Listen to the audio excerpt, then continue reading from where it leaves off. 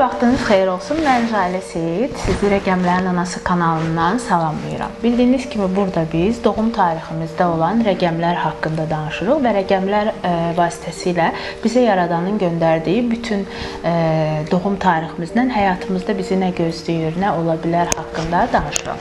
Deməli, mənim izah eləmək istədiyim bir mövzu var. Ən çox gələn suallardan biri də odur ki, mənə indi çox yayılmış taley matritsası deyə bir sistem var, hansı ki, o da doğum tarixinə əsasən qurulur. Bir də mənim bir texnikam var, hansı ki, mən analiz edirəm.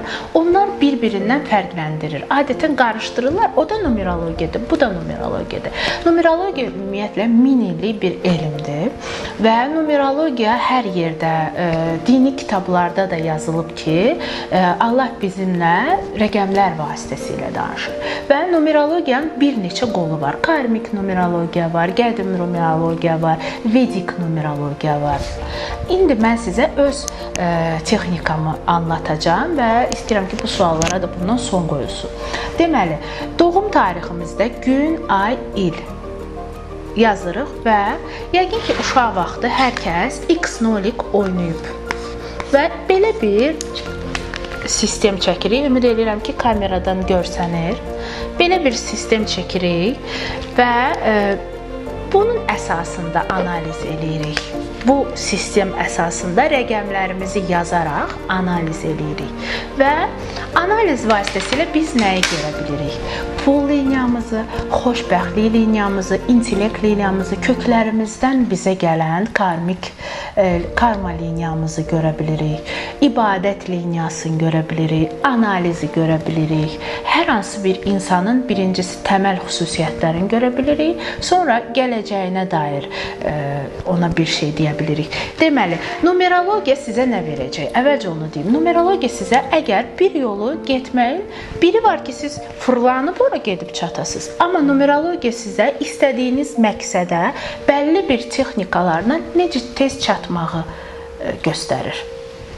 Ona görə də hamınızı konsultasiyaya gəlməyə məsləhət görürəm. Bir dəfə də olsun, siz doğum tarixi analizinə yazılın və görün sizin hansı enerjiləriniz var, hansısı da yoxdur. Missiyanızı bilin. Çünki bəlli bir insanlar var ki, mən özüm də bəlli bir yaşıma qədər, 31-32 yaşıma qədər bilməmişəm, hər yolda özümü yoxlamışam da, amma ruhumun rahatlıq tapacağı bir şey yox idi. Amma missiyamı biləndən sonra bu mənim üçün çox asanlaşdı. Mənim missiyam 4-dür və 4 gizli bilgiləri insanlara çatdırmaq deməkdir.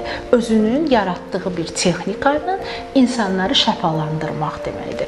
Mən o yolu tapandan sonra daha çox rahatlıq tapmışam ruhumdan və bu sahədə inanın ki, saatlarla danışa bilərəm. Və çox enerji gəlir mənə və əgər bir işi ki, siz pulsuz da görəndə zövq alırsınızsa, insanlara xidmət edək. Bilin ki, o sizin ruhunuzun işidir. O sizin bu həyatda missiyanızdır. Ona görə də bir də onu deyim ki, missiya insanın həyatında qoşulur 32-33 yaşında. Və diqqət yetirsəniz, insanın həyatında bəlli bir döngülər olur və insan 32-33 yaşında dəyişir həyatı. Mən öz həyatımda 33 yaşımdan sonra dəyişir. Və doğum tarixinə görə o dəyişimin maksimal yaşı da göstərilir. Aşağıda da, bəzilərində məsələn 27 yaşında da ən son döngüsü, bəzilərində 35, bəzilərində 40, 42 olan da var.